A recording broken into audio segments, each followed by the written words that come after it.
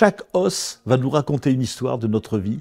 Chaque os va nous inviter à nous repositionner, à nous resituer. Et chaque os va être le meilleur ami pour enfin cesser d'entretenir nos mécanismes de survie et laisser se révéler notre véritable nature et laisser se révéler notre véritable dimension dans toute sa réalisation pour être vraiment pleinement vivant.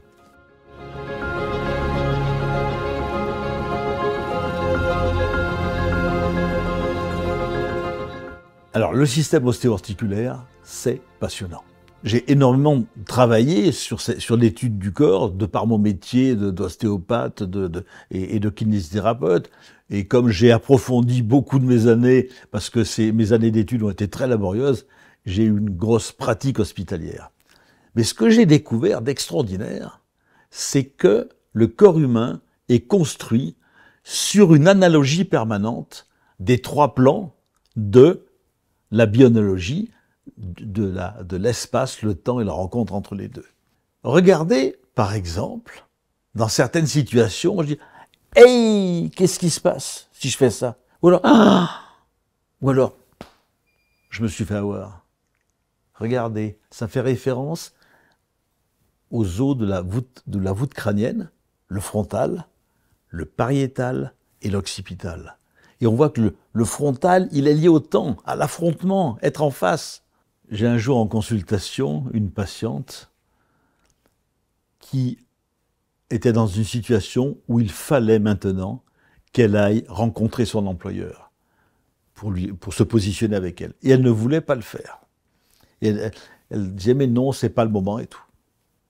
Elle sort de mon cabinet et sur le trottoir, il y a un panneau sens interdit et elle vient se prendre le panneau en pleine face sur le front.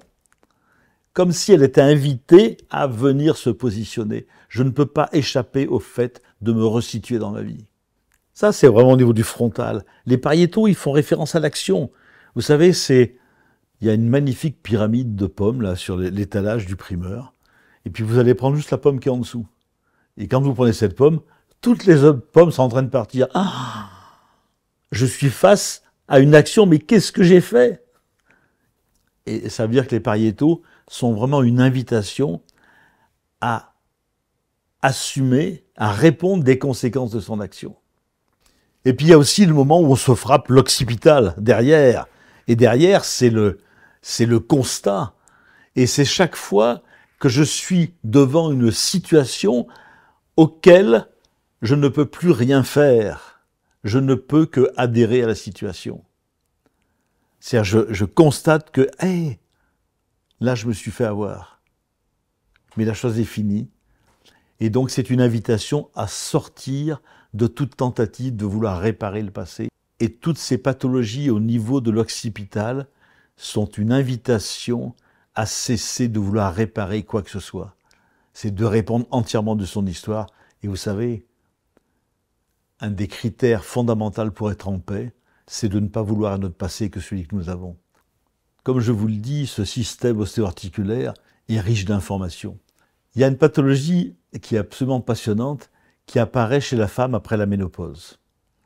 Ça s'appelle l'ostéoporose. L'ostéoporose, c'est comme si l'os devenait transparent.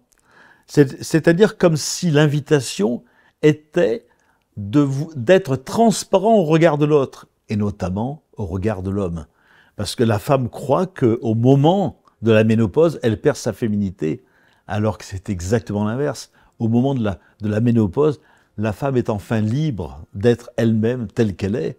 Elle n'a plus à prendre en charge d'enfants, elle n'a plus à créer, elle peut s'en remettre complètement à ce qu'elle est. Et donc cette ostéoporose est une invitation pour la femme à changer son regard sur elle, à cesser de croire qu'elle existe dans le regard de l'autre et qu'elle peut enfin exister pour elle dans toute sa féminité. Donc c'est des merveilles comme celle-ci que vous allez découvrir au cours de cette formation. Vraiment d'avoir un autre regard sur nos pathologies et que ces pathologies, c'est vraiment les meilleurs amis qui nous accompagnent à chaque instant pour être véritablement nous-mêmes.